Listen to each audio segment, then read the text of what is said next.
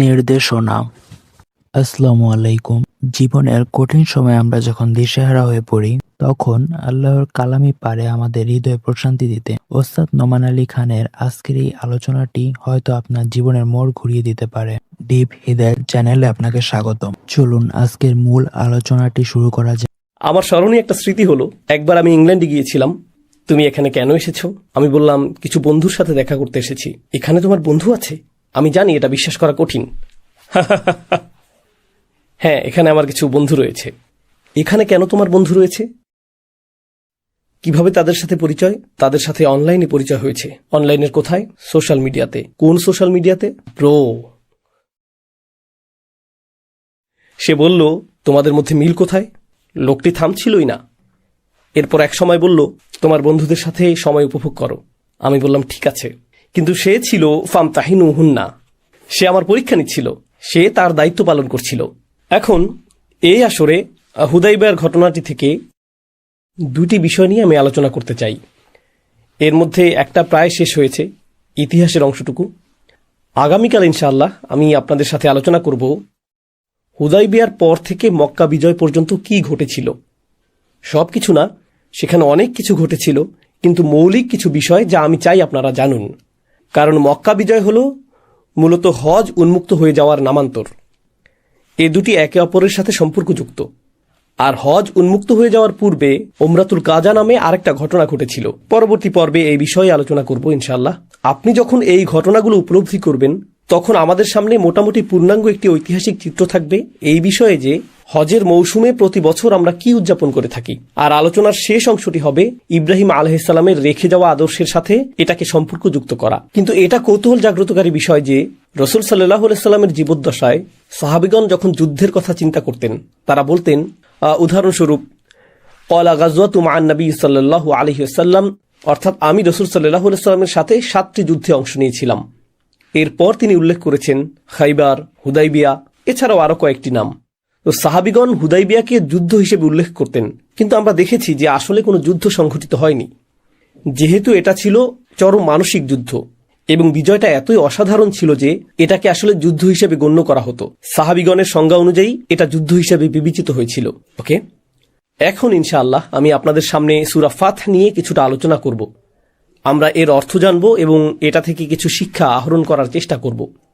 প্রথম আয়াত, ইন্না ফাতাহনা লাকা ফাতহাম মুবিনা। কোনো সন্দেহ নেই যে আমি আপনার জন্য উন্মুক্ত করেছি সুস্পষ্ট উন্মুক্ত বিজয়। ফাথ শব্দটি কিছুটা বিশ্লেষণের দাবি রাখে। ফাথ শব্দটির অর্থ আসলে ইজালাতুল ইগলাক ওয়াল ইসলাক। যখন আপনি কোনো কিছুকে তালাবদ্ধ থেকে মুক্ত করেন, এটাকে বলা হয় ফাথ। আর যখন আপনি কোনো কাঠিন্য দূর করেন, এটাকেও বলা হয় ফাথ। এটা এরকম যেন আল্লাহ বলছেন, মক্কা দীর্ঘ সময় ধরে আবদ্ধ ছিল আর এখন অবশেষে এটা মুক্ত হলো। যদিও এই মুক্ত হওয়াটা ঘটবে পরের বছর, তাই না?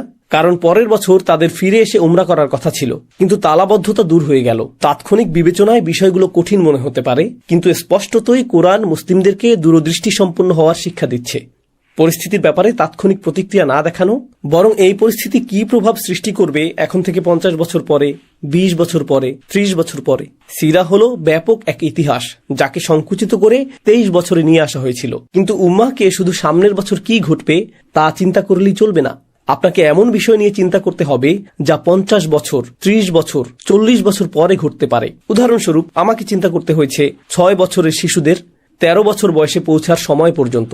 আমার হাতে এই 7 বছর সময় রয়েছে, যখন তাদের বুদ্ধিবৃত্তিক সচেতনতা সর্বোচ্চ পর্যায়ে থাকে, যখন তাদের চিন্তা এবং আবেগগুলো গড়ে উঠতে শুরু করে। এই 7 বছরে আমি তাদেরকে কি দিতে পারি যা তাদেরকে 14 থেকে 18 বছর পর্যন্ত সময়টাকে সঠিকভাবে বুঝতে সহায়তা করবে। কারণ 14 থেকে 18তে হয়তো আপনি সঠিক পথে যাবেন, অথবা আপনি আসলেই ভুল পথে পা পারবেন। বুঝতে পারছেন? 6 থেকে 13 হলো আমার সুযোগ তাদেরকে 14 থেকে 18 জন্য প্রস্তুত করার ক্ষেত্রে। আর তারপর 14 থেকে 18 কি নির্ধারণ করবে? তাদের বাকি জীবন। বাজারজাতকরণ বা মার্কেটিং এর বিবেচনায় আপনি যদি প্রতি সোশ্যাল মিডিয়া ট্রেন্ড এবং মিডিয়া ট্রেন্ড লক্ষ্য করেন, তরুণদের প্রভাব অথবা তরুণ অংশটি হল জনসংখ্যার বিশাল একটি অংশ, যা প্রভাবিত করে মিডিয়া, রাজনীতি, অর্থনীতি, ভোক্তা অধিকার, এমনকি নির্বাচন। উদাহরণস্বরূপ, অনেক দেশেই জনসংখ্যার বেশিরভাগই হল তরুণ। তো আপনার যদি 10 বছরের পরিকল্পনা থাকে যে এভাবে আমি তরুণ সমাজকে প্রভাবিত করতে চাই, শিশুরা তারা এখন শিশু, কিন্তু এখন থেকে 10 বছর পরে তারাই হবে টিনএজ এবং তরুণ, তাই না? তো এখন থেকে 10 বছর পরে পৃথিবীর চিত্র কেমন হবে সে বিষয়ে আপনি বিনিয়োগ করছেন এখন, এটাই আসলে আপনি করছেন। তো মুসলিমদেরকে সবকিছুর ব্যাপারে দীর্ঘমেয়াদী চিন্তা করার শিক্ষা দেওয়া হয়েছে। আমরা শুধু তাৎক্ষণিক পরিস্থিতিতে প্রতিক্রিয়া দেখাবো না। তাৎক্ষণিক পরিস্থিতির বিবেচনায় মনে হতে পারে যে নবীজি ছাড় দিয়েছিলেন, যা মুসলিমদের স্বার্থের বিরুদ্ধে বলে মনে হচ্ছিল, কিন্তু আসলে এটি ছিল বিশাল একটি বিজয়। আর এখন আমি আপনাদের সাথে দীর্ঘমেয়াদে এর রাজনৈতিক প্রভাব নিয়ে আলোচনা করব। এর রাজনৈতিক দিকটি আসলেই উল্লেখযোগ্য। রাসূল সাল্লাল্লাহু আলাইহি ওয়াসাল্লাম অবশেষে কুরাইশদের সাথে আপোষ মীমাংসা করলেন। আমি উল্লেখ করেছিলাম যে সেই মীমাংসা শেষে বনু খুজাআ মুসলিমদের সাথে মিত্রতা করল, আর বনু বকর কুরাইশদের সাথে মিত্রতা করল।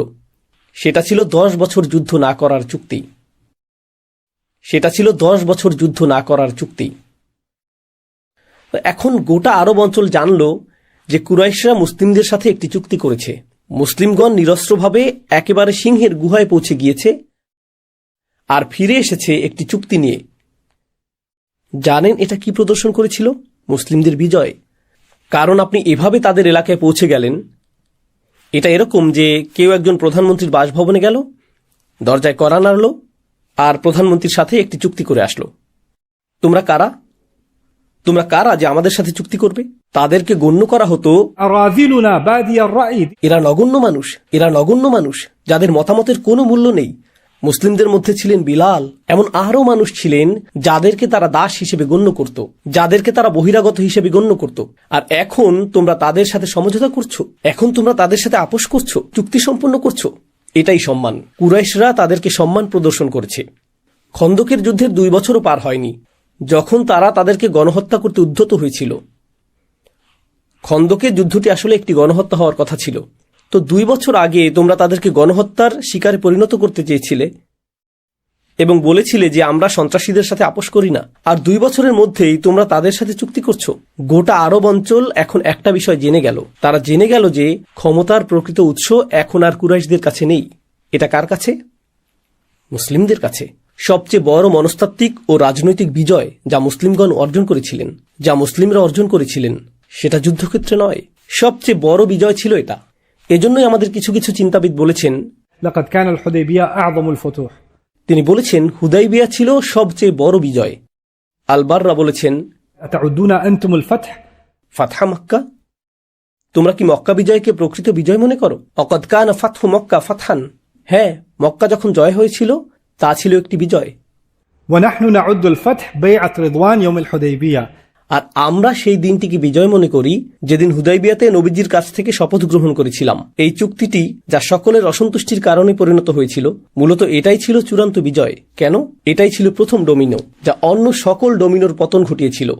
এর কারণেই কুরাইশরা রাজনৈতিকভাবে দুর্বল হয়ে গিয়েছিল। এখন তাদের মৈত্রী সম্পর্ক তৈরির স্বাধীনতা ছিল, কিন্তু পরবর্তী 2 বছরে যা ঘটেছিল, গোত্রগুলো উপলব্ধি করতে শুরু করলো যে মুসলিমরা গুরুত্বপূর্ণ শক্তিতে পরিণত হয়েছে।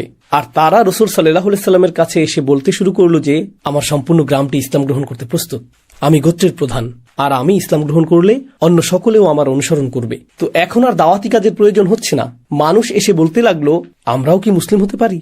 বিষয়টা উল্টে গেল, যা কোরআনে উল্লেখ রয়েছে। ورأيت الناس يدخلون في دين الله أفواجا. আপনি দেখবেন যে মানুষ আল্লাহর দ্বীনে দলে দলে প্রবেশ করছে। তারা একা একা আসবে না, তারা দলে দলে আসবে। আর সেটা হুদাইবিয়ার পরে আসতে থাকলো। তো সেখানে আমরা পড়েছি, إذا جاء نصر الله والفتح. যখন আল্লাহর সাহায্য এবং বিজয় আসবে। সেই বিজয়টি শুধুমাত্র মক্কা বিজয়ই না, এমনকি হুদাইবিয়াও একটি বিজয়, কারণ ইতিমধ্যেই মানুষ দলে দলে আসতে শুরু করেছিল। তো মুসলিমদের সংখ্যা বৃদ্ধি পেতে শুরু করলো। প্রকৃতপক্ষে মক্কার প্রতিবেশী গোত্রগুলো একটি, যেটি ছিল খুজা, তাদের এলাকার বিশাল সংখ্যক মানুষও এখন মুসলিম হতে শুরু করলো, আর তারা মুসলিমদের মিত্র হয়ে গেল, তাই না? তো ফাত শব্দটির উল্লেখযোগ্য অর্থগুলোর একটি হলো কোনো কিছু উন্মুক্ত করা, يدرك بالبصر وإزالة الغم. এমন কিছু যা চোখে দেখা যায় তাকে ফাত বলা হয়। যেমন দরজা উন্মুক্ত করা, এটাকে বলা হয় ফাত। কিন্তু সকল দুঃখ দূর করার অর্থেও এটা ব্যবহৃত হয়। অর্থাৎ মুসলিমদের দুঃখের দিনগুলো সমাপ্ত হয়ে গিয়েছে, আশাহীনতার দিনগুলো সমাপ্ত হয়ে গিয়েছে। فقر يزال بإعطاء المال. ফাতহের আরেকটি অর্থ হলো আপনি যদি দেউলিয়া হন আর এরপর আপনার কাছে প্রচুর অর্থ চলে আসে।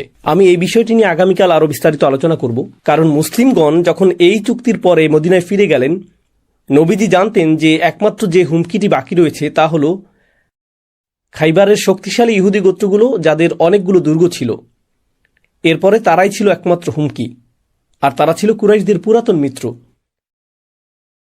এখন তিনি নিশ্চিন্তে তাদের সাথে বোঝাপড়া করতে পারবেন, কারণ তা না হলে তাকে দুই দিকের শত্রু নিয়ে চিন্তা করতে হতো। মক্কাবাসীরা আক্রমণ করতে পারত, আবার খাইবারের ইহুদিরাও আক্রমণ করতে পারত। কিন্তু এখন মক্কাবাসীরা শান্তি চুক্তিতে আবদ্ধ রয়েছে। এখন তিনি খাইবারের উদ্দেশ্যে সর্বশক্তি নিয়োগ করতে পারবেন। তাই তিনি কুরাইশদের সাথে শান্তি চুক্তির এই সময়টাকে খাইবার অভিযানে ব্যবহার করেছিলেন। আর খাইবার হল রাসূল সাল্লাল্লাহু আলাইহি সাল্লামের সিরাতের অত্যন্ত চমৎকার একটা অধ্যায়। আগামীকাল আমি সেই সম্পর্কে কিছু বিষয় আলোচনা করব, কিন্তু সংক্ষেপে বলতে গেলে খাইবারের পরে মুসলিমগণ বিপুল সম্পদের অধিকারী হয়ে গিয়েছিল। তো আমরা আসলে খুবই ধনী সম্প্রদায়ে পরিণত হয়েছিলাম, আর এর আগে আমরা ছিলাম দরিদ্র সম্প্রদায়। মনে আছে, যুদ্ধের জন্য কিছু তরবারি, কিছু ঘোড়া সংস্থান করতে আমাদেরকে আর্থিক সমস্যায় পড়তে হতো। কিন্তু খাইবারের পরে না, মুসলিমদের জন্য খাইবার প্রচুর পরিমাণ সম্পদ নিয়ে আসলো। প্রকৃতপক্ষে আমরা যখন খাইবার জয় করলাম, সেখানকার অধিবাসীরা যেহেতু কৃষক ছিল, তাদের সাথে আমরা একটি চুক্তি করলাম যে তাদের উৎপাদন থেকে আগত মুনাফার 50% মুসলিমদের কাছে আসবে। তো এখন আমাদের কাছে খাইবার থেকে স্বয়ংক্রিয় বাৎসরিক আয় আসতে থাকলো, কারণ আমরা তা জয় করেছি। ঠিক আছে, এছাড়াও সেখান থেকে আরো কিছু আয় ছিল, যা এখানে উল্লেখ করছি না। তো ফাথ অর্থ আসলে সম্পদের উন্মুক্তকরণও বোঝায়। এই শব্দটি যা সূরার প্রথমে ব্যবহৃত হয়েছে, সাহাবীগণ জানতেন না যে এই সম্পদ আসছে, কিন্তু আল্লাহ জানতেন। إنا فتحنا لك فتحا مبينا কৌতূহল উদ্দীপকভাবে فاتحة شيء مبدأه الذي يفتح به ما بعده। ফাতিহা হলো এমন জিনিস যেটা আপনি উন্মুক্ত করেন, যা অন্য দরজাগুলোকে উন্মুক্ত করে দেয়, যেটাকে আমি ডমিনো ইফেক্ট হিসেবে উল্লেখ করেছি। প্রথম আয়াতে এই শব্দটি ব্যবহার করার মাধ্যমে আল্লাহ যেন জানিয়ে দিচ্ছেন তিনি একটি দৃশ্যপট সৃষ্টি করে দিলেন, যার মাধ্যমে একটি বিজয় সৃষ্টি করবে, আরেকটি বিজয়, এরপর আরেকটি।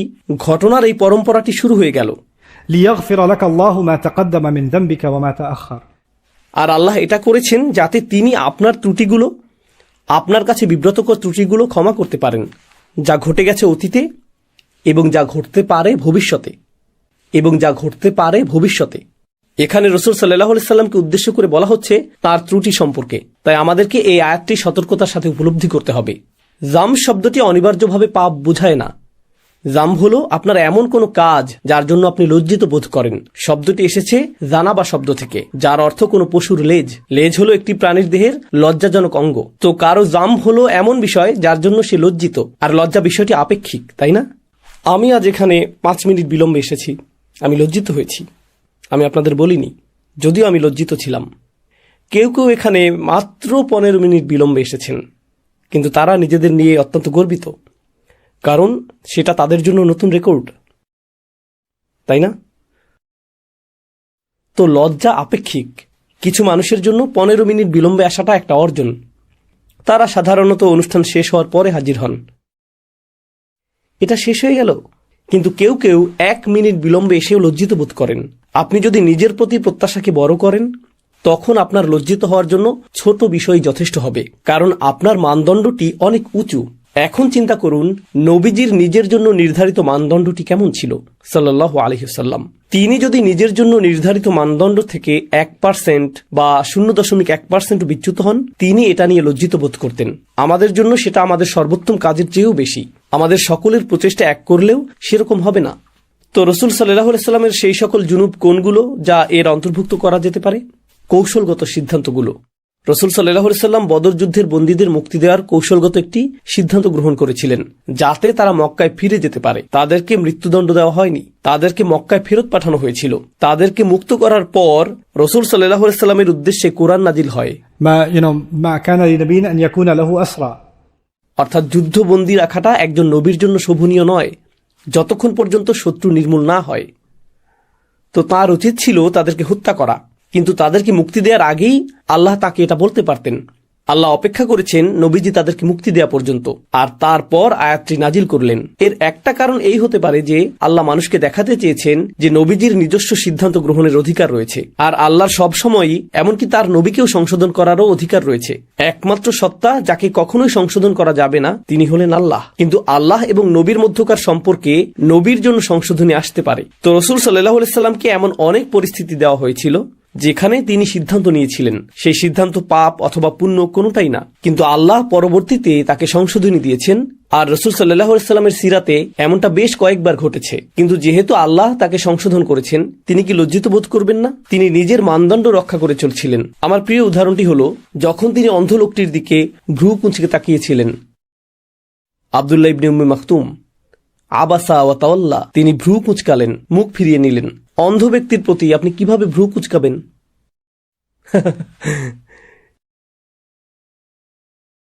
সেই ব্যক্তি অন্ধ হলে আপনি হয়তো বলতে পারবেন এখন না, তেমন কিছুই ঘটল না, শুধুমাত্র তার কপাল সামান্য কুঞ্চিত হলো। কিন্তু অন্ধ ব্যক্তি তা কিভাবে বুঝবে? আমি কিছুটা আভাস পাচ্ছি আপনি আমাকে আবাসার ফিলিংস প্রদান করছেন।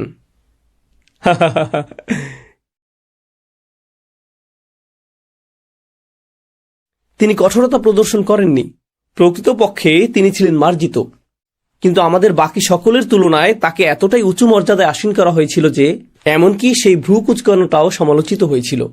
আবাসা ওয়া তাওয়াল্লা। তিনি এর জন্য লজ্জিত ছিলেন। তো রাসূল সাল্লাল্লাহু আলাইহি সাল্লাম যেই সিদ্ধান্ত নিয়েছিলেন, যা তার কাছে মনে হয়েছে যে সেটা হয়তো বিজয়ের এই যাত্রাকে বিঘ্নিত করেছে, আল্লাহ বলছেন এই ফাথ বা বিজয় যা আপনাকে দান করেছি এর ফলে পূর্বে ঘটে যাওয়া সকল কৌশলগত ত্রুটিকে উপেক্ষা করা হবে। যেই সিদ্ধান্তই আপনি গ্রহণ করেছেন, যেটি হয়তো আপনার অনুকূলে যায়নি, এতে কিছুই আসে যায় না। তো সামনে পথ চলার পথে কিছু বিষয় যদি কৌশলগতভাবে নিখুঁত নাও হয়, বিজয়ের নিশ্চয়তা প্রদান করা হলো। ويتم نعمته عليك। আর আল্লাহ আপনার উপর তার নিয়ামতকে পরিপূর্ণ করলেন। নবীজির উপর আল্লাহর নিয়ামতকে পরিপূর্ণ করা বাক্যটি খুবই গুরুত্বপূর্ণ। ইসলাম বিজয়ী হওয়ার পরও এই কথাটি পুনরায় এসেছে। এটি ইউসুফ আলাইহিস সালামের জন্য ব্যবহৃত হয়েছিল, যখন তিনি স্বপ্ন দেখলেন আর তার পিতা বলেছিলেন আল্লাহ তোমাকে বাছাই করেছেন এবং তিনি তোমার উপর তার নিয়ামতকে পরিপূর্ণ করবেন। يتم نعمته عليك। এটা গুরুত্বপূর্ণ, কারণ কিভাবে আল্লাহ ইউসুফের উপর তার নিয়ামতকে পরিপূর্ণ করেছিলেন? তার ভাইদের বিপরীতে তাকে বিজয় প্রদান করার মাধ্যমে, তাই না? তো অনুরূপ বাক্যাংশ ব্যবহারের মাধ্যমে রাসূল সাল্লাল্লাহু আলাইহি সাল্লামকেও যেন বলা হচ্ছে যে আপনাকেও বিজয় প্রদান করা হবে আপনার ভাইদের উপর, কারণ এটা ইউসুফ আলাইহিস সালামের জন্য ব্যবহৃত শব্দগুলোর কথা স্মরণ করিয়ে দেয়। ويهديك صراطا مستقيما। আর তিনি আপনাকে একটি সরল পথের পথ নির্দেশনা প্রদান করবেন। প্রথম দৃষ্টিতে কথাটা অদ্ভুত মনে হয়, কারণ নবীজি তো ইতিমধ্যেই সরল পথের নির্দেশ প্রাপ্ত ছিলেন। এর অর্থ আপনার চূড়ান্ত লক্ষ্য মক্কা বিজয়ের সেই সরল পথ। এখন আপনি এবং মক্কা বিজয়ের মাঝে একটি সরল পথ রয়েছে, এবং আগে কয়েকটা গন্তব্য ছিল এবং মক্কার পথটি ছিল গৌণ, কিন্তু এখন একটি সরল পথ তৈরি করা হলো সরাসরি মক্কার দিকে। وينصرك الله نصرا عزيزا। আর আল্লাহ আপনাকে সাহায্য করবেন শক্তিশালী একটি সাহায্য দ্বারা। আল্লাহ আপনাকে শক্তিশালী বিজয় প্রদান করবেন। এখন এই শক্তিশালী বিজয় হতে পারে কোরআনের আরো বেশি পরিমাণে অবতরণ, এটা হতে পারে ফেরেশতাদের অবতরণ, এটা হতে পারে খাইবার এবং আসন্ন অন্যান্য বিজয়সমূহ। এটা এরকমও হতে পারে যে মক্কা বিজয় তো ইতিমধ্যেই আলোচিত হয়েছে, কিন্তু আরেকটি যুদ্ধ ঘটবে মক্কা বিজয়ের পরে, যা হলো রোম সাম্রাজ্যের বিরুদ্ধে। এটা এই ইঙ্গিত প্রদান করতে পারে যে আল্লাহ আপনাকে শক্তিশালী সাহায্য প্রদান করবেন, এমনকি মক্কা বিজয়ের পরেও, কারণ মানুষের সাধারণত বিজয়ের পর আর সাহায্যের প্রয়োজন হয় না। إذا جاء نصر الله والفتح। নাসর প্রথম, ফাথ দ্বিতীয়, তাই না? কিন্তু এখানে দেখা যাচ্ছে ফাথ প্রথম এবং নাসর দ্বিতীয়। কেন? কারণ ফাথ অর্থ যদি মক্কা বিজয় হয়, তাহলে মক্কা বিজয়ের পর রোমানদের সাথে সংঘাত শুরু হবে, আর তখন আপনার সাহায্যের প্রয়োজন হবে। তখনও আল্লাহ আপনাকে শক্তিশালী সাহায্য প্রদান করবেন, যেটা বিশেষভাবে প্রয়োজন হবে। প্রসঙ্গক্রমে কুরাইশদের বিপরীতে আপনার আর শক্তিশালী সাহায্যের প্রয়োজন হবে না, তারা তো ইতিমধ্যেই শক্তিহীন হয়ে পড়েছে। আপনার শক্তিশালী সাহায্যের প্রয়োজন রোমানদের বিরুদ্ধে। তারা ছিল পৃথিবীর ইতিহাসে সবচেয়ে কর্তৃত্বশালী রাজ্যগুলির মধ্যে অন্যতম, তাই না? আর তাদের বিরুদ্ধে আমাদের সংঘাত শুরু হবে। هو الذي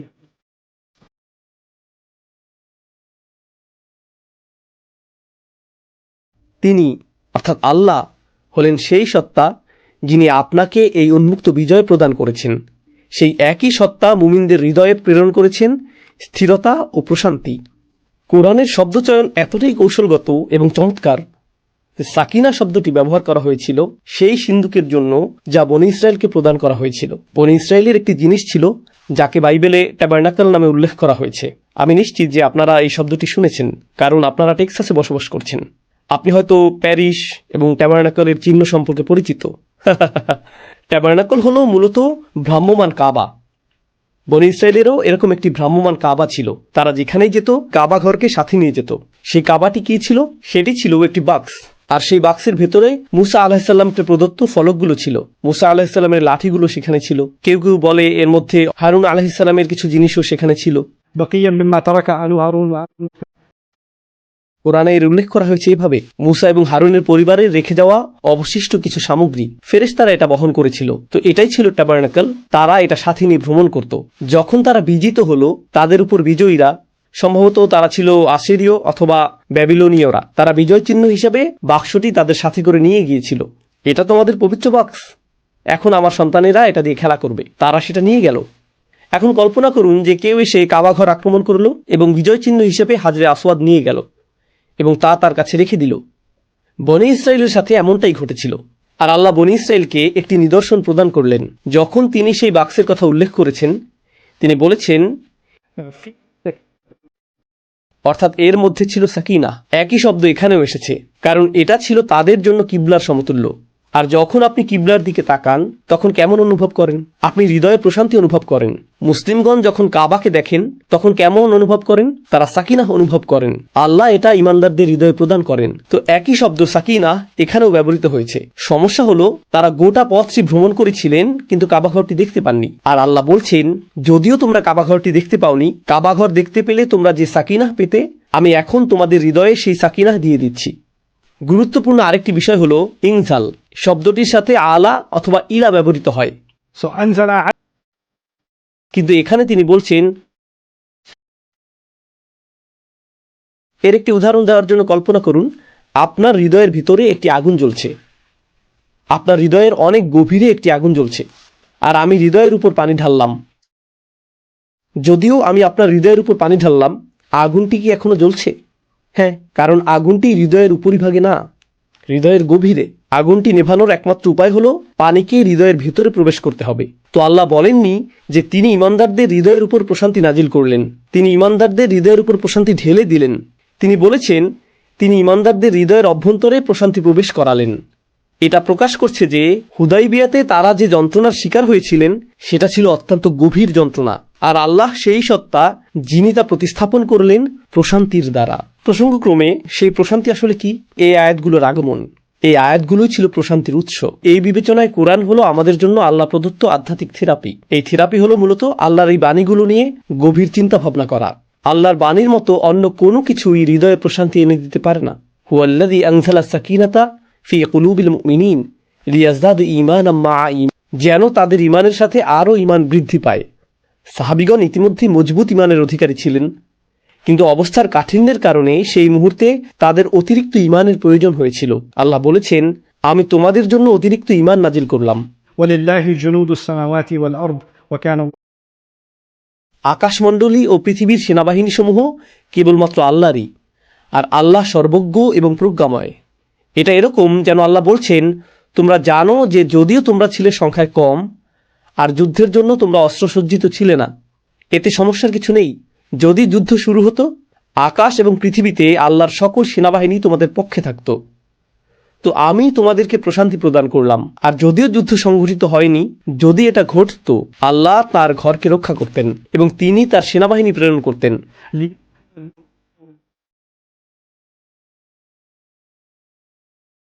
যাতে তিনি ইমানদার পুরুষ এবং নারীদেরকে সেই জান্নাতে প্রবেশ করাতে পারেন যার তলদেশে নদীসমূহ প্রবাহমান। এই আয়াতটি আপনারা 1000 বার শুনেছেন, তাই না? জান্নাতে প্রবেশের এই আয়াতটি। তোমরা আল্লাহর ঘরে প্রবেশ করতে পারোনি, কিন্তু চিন্তা করো না, আমি এই সব কিছু করেছি যাতে তোমরা অনেক উত্তম স্থানে প্রবেশ করতে পারো। جنات প্রসঙ্গক্রমে মানুষ কেন কাবা ঘরে যেতে চায়? আপনি যদি এখনো হজে গিয়ে না থাকেন, আপনার জন্য হজে যাওয়ার সর্ববৃহৎ অনুপ্রেরণা কোনটি? এক শব্দে সেটা কি হবে? শুধুমাত্র আল্লাহর সন্তুষ্টিই না, আমার আরও কিছু প্রয়োজন। ক্ষমা, যার অর্থ জান্নাত। আমরা হজে যেতে চাই কারণ আমরা ক্ষমা পেতে চাই, কারণ আমরা পূর্বের গুনাহ মুছে ফেলতে চাই, কারণ আমরা আল্লাহর সামনে প্রশান্ত চিত্তে উপস্থিত হতে চাই। ঠিক যেভাবে আমরা বিচার দিবসে আল্লাহর সামনে প্রশান্ত চিত্তে উপস্থিত হতে চাই, আল্লাহর সম্মুখে এসে তাওয়াফ করতে চাই। আর প্রতিবার তাওয়াফ করার সময় আমরা বলি, ربنا آتنا في الدنيا حسنة আমরা আমাদের দুনিয়া এবং আখিরাতকে সংশোধন করতে চাই। আমাদের চূড়ান্ত লক্ষ্য হলো আখিরাত। তো তোমরা হজ করতে পারোনি, আল্লাহ বলছেন চিন্তা করো না, আমি তোমাদেরকে এই অবস্থার মধ্যে রেখেছি। যে কারণে তোমরা হজ করতে চেয়েছিলে তা হলো যাতে তোমরা ক্ষমা পেতে পারো। আমি ক্ষমা করে দিলাম, আমি তোমাদেরকে জান্নাতে প্রবেশ করাবো। তোমাদের প্রকৃত লক্ষ্যকে ভুলে যেও না। প্রকৃত লক্ষ্য কেবলমাত্র কাবার চারপাশে তাওয়াফ করা ছিল না, তোমাদের প্রকৃত লক্ষ্য ছিল আমার কাছ থেকে জান্নাত লাভ করা। তো আমি তোমাদেরকে তা দান করলাম। ليدخل المؤمن এটা এতটাই চমৎকার, রাসূল সাল্লাল্লাহু আলাইহি সাল্লাম এই অভিযানের জন্য পুরুষদেরকে প্রস্তুত হতে বলেছিলেন, নারীগণ আসেননি। কিন্তু আয়াতটি বলছে যাতে তিনি ইমানদার পুরুষ এবং ইমানদার নারীদেরকে জান্নাতে প্রবেশ করাতে পারেন। তো যেই নারীগণ গৃহে অবস্থান করছিলেন, যাদেরকে আসতে নিষেধ করা হয়েছিল, তারাও এখন পুরুষদের সমান প্রতিদান লাভ করছেন যারা ভ্রমণ করে এতদূর এসেছেন। কারণ তারা যেমন রাসূল সাল্লাল্লাহু আলাইহি সাল্লামের আনুগত্য করেছিলেন অভিযানে অংশগ্রহণের মাধ্যমে, নারীগণও রাসূল সাল্লাল্লাহু আলাইহি সাল্লামের আনুগত্য করেছিলেন গৃহে অবস্থানের মাধ্যমে। আর তাদের উভয়ই আনুগত্যের পুরস্কার লাভ করলেন। আর সেজন্যই বলা হয়েছে ليدخل المؤمنين والمؤمنات جنات تجري من تحتها الأنهار কোরআনের চমৎকার বৈশিষ্ট্যগুলোর একটি হলো, সাধারণত আপনি কোরআনে দেখবেন যে ইমানদার পুরুষদের উল্লেখ রয়েছে, কিন্তু যখন ইমানদার পুরুষ এবং ইমানদার নারীদের উল্লেখ দেখবেন, যখন পুরুষ এবং নারীদের কথা একসাথে এভাবে উল্লেখ হতে দেখবেন, সাধারণত আপনি তা এমন স্থানে দেখবেন যেখানে এটা আশা করেননি। তো যেখানে আপনি এটা আশা করেন সেখানে তা পান না, আবার যেখানে আপনি এটা আশা করেননি সেখানে তা পান। ويكفر عنهم سيئاتهم যাতে আল্লাহ তাদের পাপসমূহ সমাহিত করতে পারেন। রাসূল সাল্লাল্লাহু আলাইহি সাল্লামের জন্য জাম শব্দটি ব্যবহৃত হয়েছিল, বাকি সকলের জন্য সাইয়্যাত ব্যবহৃত হয়েছিল, কুৎসিত কর্মসমূহ। আল্লাহ তাদের থেকে তাদের পাপগুলোকে সমাহিত করে দিবেন, وكان ذلك عند الله فوزا عظيما আর আল্লাহর কাছে সেটা বিশাল এক বিজয়। আল্লাহর বিবেচনায় সেটা একটা বিশাল বিজয়। আমার পাপগুলো আমার কাছ থেকে সমাহিত হয়ে যাওয়া হলো বিশাল একটা বিজয়। এখন বিজয়ের এই সংজ্ঞাটি কি পরিবর্তিত হতে শুরু করেছে? আল্লাহ বলছেন, ব্যক্তি হিসেবে তোমার বিজয় সূচিত হবে যখন তোমার পাপগুলো সমাহিত হয়ে যাবে। আমি বিজয়ী, আমি সফল যখন আল্লাহর জান্নাতে প্রবেশের পথ আমার সামনে উন্মুক্ত হয়ে যাবে। মক্কা বিজয় হওয়া, ভূমির উপর আধিপত্য তৈরি হওয়া, অধিক অঞ্চল মুসলিমদের অধিকারে আসা, মুসলিমদের অধিক নিয়ন্ত্রণ প্রতিষ্ঠিত হওয়া, হয়তো আমরা এগুলো পাবো, হয়তো পাবো না, তাই না? এগুলো গৌণ বিষয়। এই সব কিছুই গৌণ। এমনকি কাবা ঘরে প্রবেশ করতে না পারাটাও গৌণ বিষয়। আল্লাহর জান্নাতে প্রবেশ করা হলো মৌলিক বিষয়, ক্ষমা প্রাপ্তি হলো মৌলিক বিষয়। এটাই সফলতা। আমরা অন্য কোনো সফলতা অর্জনের স্বার্থে এই সফলতা অর্জনে ছাড় দিতে পারি না। প্রকৃতপক্ষে আল্লাহ এখনো অন্য কোনো সফলতার উল্লেখই করেননি। তিনি তা করবেন, কিন্তু সেগুলো আসবে অনেক পরে, যেন এগুলো অগ্রাধিকারযোগ্য বিষয়ই না। এরকমটা কেন হলো? আখিরাতের সফলতা নির্ভর করে আপনার উপর, কিন্তু পার্থিব বিজয়ের সফলতা আপনার উপর নির্ভর করে না। আপনার কাছে সবচেয়ে বড় সেনাবাহিনী থাকা সত্ত্বেও পরাজিত হতে পারেন। কেন? কারণ আল্লাহ আপনাকে বিজয় দান করেননি। সেই বিজয় কেবলমাত্র আসতে পারে আল্লাহর পক্ষ থেকে। কিন্তু আপনার ইস্তিগফার করা, আপনার নিজের পাপ থেকে ক্ষমা পাওয়ার চেষ্টা করা, আপনার জান্নাতে প্রবেশের চেষ্টা করা, এই প্রচেষ্টা আপনার নিজের পক্ষ থেকে আসতে হবে। তো যে বিষয়গুলো সরাসরি আল্লাহর তত্ত্বাবধানে, সেটা ঘটবে উপজাত হিসেবে, সেটা পাশাপাশি ঘটতে থাকবে। উদাহরণস্বরূপ, কেউ হয়তো স্বাস্থ্যগত কোনো সমস্যার কারণে স্বাস্থ্যকর খাদ্যাভ্যাস গড়ে তুলতে চাইছে, ফলে সে ভালো বোধ করতে শুরু করলো, অথবা ভালো ঘুম হতে শুরু করলো এবং জীবনের অন্যান্য দিকে উন্নতি পরিলক্ষিত হতে থাকলো। কিন্তু সেগুলো এমনকি তার উদ্দেশ্যও ছিল না। সেগুলো পাওয়া যাচ্ছে উপজাত হিসেবে, প্রাপ্ত অতিরিক্ত সুবিধা হিসেবে। অনেকটা এরকমভাবেই পার্থিব বিজয়কে চিত্রিত করা হয়েছে, আল্লাহ এবং তার রাসূল সাল্লাল্লাহু আলাইহি সাল্লামের অনুগত হওয়ার পার্শ্ব সুবিধা হিসেবে।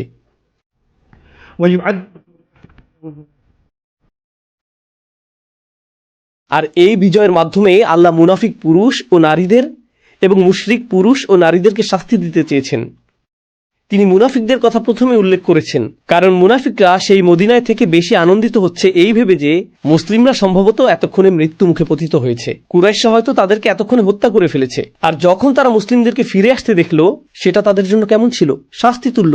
এদিকে কুরাইশরা মুসলিমদেরকে মুক্তভাবে ইহরাম পরিহিত অবস্থায় মদিনায় ফেরত যেতে দেখল। 1 বছর আগেই তারা তাদের সকল সৈন্যবাহিনী নিয়ে এই মুসলিমদেরকে হত্যা করতে গিয়েছিল, আর এখন তারা শান্তি চুক্তি করে নিরাপদে ফিরে যাচ্ছে। এটা তাদের মনে জ্বালা ধরিয়ে দিয়েছিল। মুশরিক পুরুষ এবং নারীরা মনকষ্টে পুড়ছিল, কিন্তু এর চেয়ে বেশি পুড়ছিল মুনাফিকরা। তাই তাদের জ্বালা পোড়ার কথা প্রথমে উল্লেখ করা হয়েছে। ليعذب المنافقين والمنافقات যারা আল্লাহ সম্পর্কে সবচেয়ে নিকৃষ্ট ধারণা করে, কিন্তু তারা তো মূলত ইমানদারদের সম্পর্কে খারাপ ধারণা করেছিল। আল্লাহ সেটা এভাবে বলছেন না যে তারা খারাপ ধারণা করে ইমানদারদের ব্যাপারে, বরং তিনি বলছেন যে তারা খারাপ ধারণা করে আল্লাহ সম্পর্কে। আল্লাহ এভাবে ইমানদারদের সাথে নিজেকে সম্পৃক্ত করেছেন। এটা আল্লাহর পক্ষ থেকে উইলায়া আলাইহিম দাইরাতুস সাউ। অনিষ্ট তাদেরকেই পরিবেষ্টন করবে, অনিষ্ট তাদেরকেই পরিবেষ্টন করবে। وغضب الله عليهم আর আল্লাহ তাদের প্রতি ক্রুদ্ধ, তাদেরকে অভিশাপ প্রদান করেন,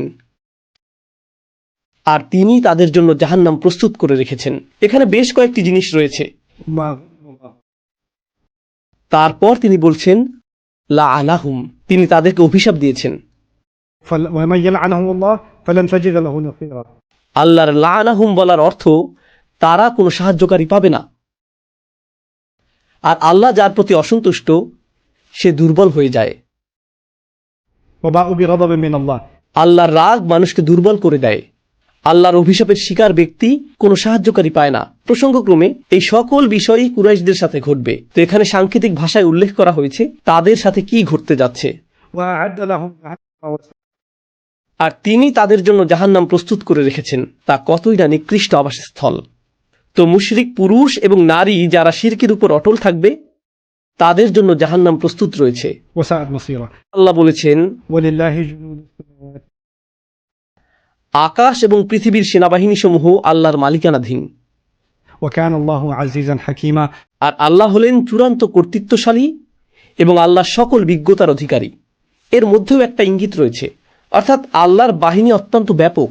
এমনকি এখনও তোমরা আল্লাহর বাহিনীতে যোগ দিতে পারো। আল্লাহ কর্তৃত্ব এবং বিজ্ঞতার অধিকারী। তোমরা এখন আল্লাহর শক্তিমাত্রা দেখতে পাচ্ছ। এখন হয়তো উপযুক্ত সময় যে তোমরা পক্ষ পরিবর্তন করবে। মুশরিকরা অভিশপ্ত হবে এবং দগ্ধ হবে। তিনি এখন তার রাসূল সাল্লাল্লাহু আলাইহি সাল্লামকে উদ্দেশ্য করে বলছেন, He says, إنا أرسلناك شاهدا আমি আপনাকে প্রেরণ করেছি সাক্ষ্য হিসেবে, সুসংবাদদাতা হিসেবে এবং সতর্ককারী হিসেবে। এটি আসলেই চমৎকার একটি আয়াত। আমি এই আয়াতটি সম্পর্কে শুধু সংক্ষেপে 2টি কথা বলবো। প্রথমত, তিনি একজন সাক্ষ্য, শাহিদান। রাসূল সাল্লাল্লাহু আলাইহি সাল্লামকে প্রেরণ করা হয়েছে শুধুমাত্র এই সাক্ষ্য প্রদান করার জন্যই না যে আল্লাহ ছাড়া আর কোনো উপাস্য নেই, বরং আল্লাহ তাকে প্রেরণ করেছেন প্রাথমিক যুগে কুরাইশদের অধ্যত এবং মুসলিমদের শক্তিহীনতার সাক্ষ্য হওয়ার জন্য। আল্লাহ তাকে প্রেরণ করেছেন কুরাইশদের আগ্রাসনের সাক্ষ্য হওয়ার জন্য, যখন তারা তাকে মক্কা থেকে বিতাড়িত করে দিয়েছিল। তিনি তাকে এজন্য প্রেরণ করেছেন যাতে তিনি বদর যুদ্ধ, ওহুদ যুদ্ধ, আহজাব যুদ্ধ, হুদাইবিয়ার সন্ধিতে সাক্ষ্য হতে পারেন। আর এই সাক্ষ্য এখন সেই কাফেরদের বিরুদ্ধে প্রমাণে পরিণত হয়েছে যারা এখনো ঈমান আনতে অস্বীকৃতি জানায়। বিষয়টা কতটা বিস্ময়কর যে যেই মানুষটির উদ্দেশ্যে তোমরা আবর্জনা নিক্ষেপ করেছো সেই একই মানুষের সাথে এখন শান্তি চুক্তি করছো। কিভাবে এটা ঘটছে? ومبشرا ونذيرا। শব্দগুলো আসলেই চমৎকার। এখানে প্রত্যাশিত শব্দ ছিল বাশিরন ওয়া নাযীরা। বাশির অর্থ সুসংবাদ প্রদানকারী, নাযীর অর্থ সতর্ককারী, কিন্তু মুবাশশির অর্থ যিনি সক্রিয়ভাবে সুসংবাদ প্রদান করেন। আর নাযীর হলো ইসমে সিফাহ, যার অর্থ এমন ব্যক্তি যিনি সতর্কতা প্রদান করতে পারেন। তো যিনি আসলেই সুসংবাদ প্রদান করেন এবং যিনি সতর্কতা প্রদান করতে পারেন, এর অর্থ কি? এর অর্থ আসলে রাসূল সাল্লাল্লাহু আলাইহি সাল্লাম বেশিরভাগ সময়ই সুসংবাদ প্রদান করতেন, আর যখন প্রয়োজন তখন তিনি সতর্কতা প্রদান করতেন।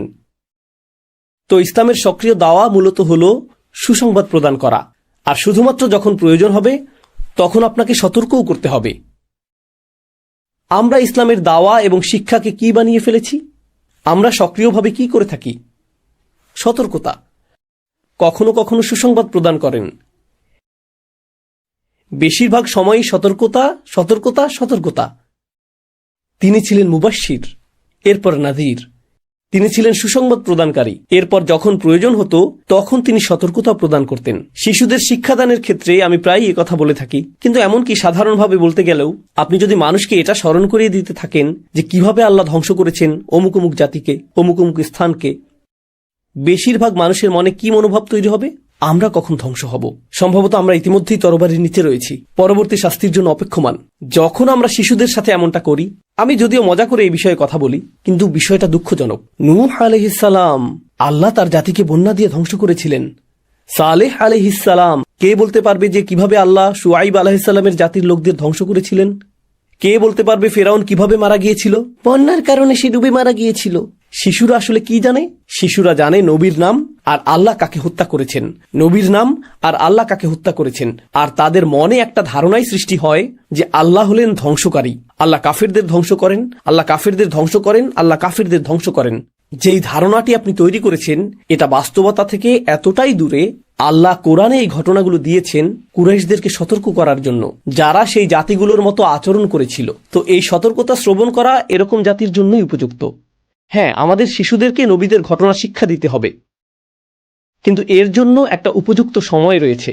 এই জন্যই কোনো ব্যক্তি যখন প্রথম দিকে ইসলামের দিকে আকৃষ্ট হতো, রাসূল সাল্লাল্লাহু আলাইহি ওয়াসাল্লাম সাহাবীদেরকে বলতেন বাশশিরু ওয়ালা তুনাফিরু, সুসংবাদ প্রদান করো। তো আমাদেরকে ইতিবাচক একটি বাণী প্রচার করতে হবে। এই ক্ষেত্রে একটি দৃষ্টি আকর্ষণীয় আমি উল্লেখ করতে চাই, আর তা হলো, যেহেতু আপনি ইতিবাচক বাণী প্রচার করছেন, এর অর্থ এটা না যে আপনি সত্য গোপন করে রং চং মেখে প্রচার করবেন। আল্লাহ যদি কোনো কিছুকে হারাম করেন, আপনি তখন বলতে পারবেন না যে আমি ইতিবাচক হওয়ার চেষ্টা করছি। আপনি ইতিবাচকভাবে মানুষকে জাহান্নামে পাঠাচ্ছেন, সেটা করবেন না।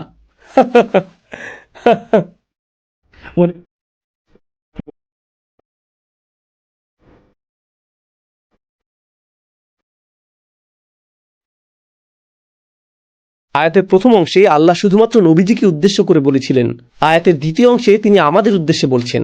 এটা আসলেই গুরুত্বপূর্ণ একটি পর্যবেক্ষণ। লক্ষ্য করুন, হে নবী, আমি আপনাকে প্রেরণ করেছি সাক্ষ্য হিসেবে, সক্রিয়ভাবে সুসংবাদ দানকারী হিসেবে এবং সতর্ককারী হিসেবে, যাতে তোমরা বাকি সকলে ঈমান আনতে পারো। তো প্রথম সম্বোধন ছিল নবীজির উদ্দেশ্যে, আর দ্বিতীয় সম্বোধন হলো বাকি সকলের উদ্দেশ্যে। এর অর্থ কি? আল্লাহ রসুল সাল্লাল্লাহু আলাইহি সাল্লামের উদ্দেশ্যে কথা বলছেন, একই সাথে তিনি আমাদের উদ্দেশ্যেও কথা বলছেন।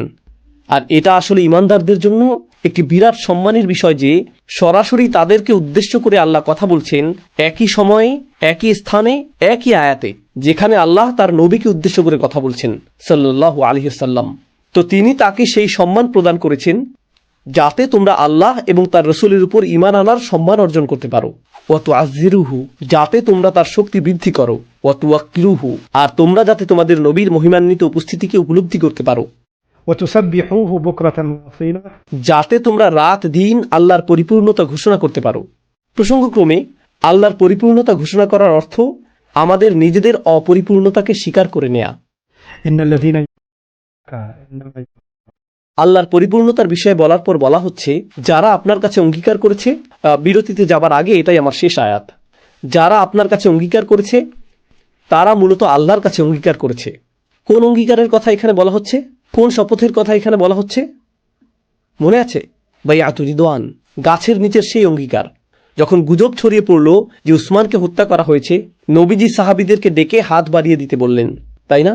আল্লাহ এখানে সেই অঙ্গীকারের কথা উল্লেখ করেছেন। আল্লাহ বলেছেন, যারা আপনার কাছে অঙ্গীকার করেছে তারা স্বয়ং আল্লাহর কাছে অঙ্গীকার করেছে। তাদের হাতের উপর রয়েছে আল্লাহর হাত। فمن যে এই অঙ্গীকার ভঙ্গ করবে এর কুফল তার নিজের উপরেই পড়বে। ومن أوفى بما عاهد عليه الله আর আল্লাহর সাথে কৃত অঙ্গীকার যারা পূরণ করে, فسيؤتيه أجرا عظيما, অচিরেই তিনি তাদেরকে বিপুল প্রতিদানে ধন্য করবেন। সেই অঙ্গীকারটি কি? তারা রসুলের অনুসরণ করবে সকল বিষয়ে। এখন তারা তো তখনই মৃত্যুকে আলিঙ্গন করতে সম্মত ছিলেন, প্রস্তুত ছিলেন, ব্যাকুল ছিলেন, কিন্তু এরপর যখন রাগকে নিয়ন্ত্রণ করার প্রশ্ন আসলো, তা ছিল কঠিনতর। কখনো কখনো রাগ নিয়ন্ত্রণ করার তুলনায় নিজেকে নিঃশেষ করে দেওয়া সহজতর হয়। রাগ নিয়ন্ত্রণ কঠিনতর জিহাদ। কুরাইশদের সাথে লড়াই করার জিহাদটি ছিল সহজতর, আর তাদের সাথে লড়াই থেকে বিরত থাকার জিহাদটি ছিল কঠিনতর। নিজের মেজাজ নিয়ন্ত্রণের জিহাদটি ছিল কঠিনতর। সুবহানাল্লাহ। আর আল্লাহ বলছেন, যারা একেবারে শেষ পর্যন্ত এই অঙ্গীকারটি রক্ষা করতে পারবে তারা সুবিশাল প্রতিদান লাভ করবে। আমরা এখানেই থামছি। পরের পর্বে আমরা সূরাটির অধ্যয়ন অব্যাহত রাখব। বারাকাল্লাহু লি ওয়া লাকুম। আসসালামু আলাইকুম ওয়া রাহমাতুল্লাহ।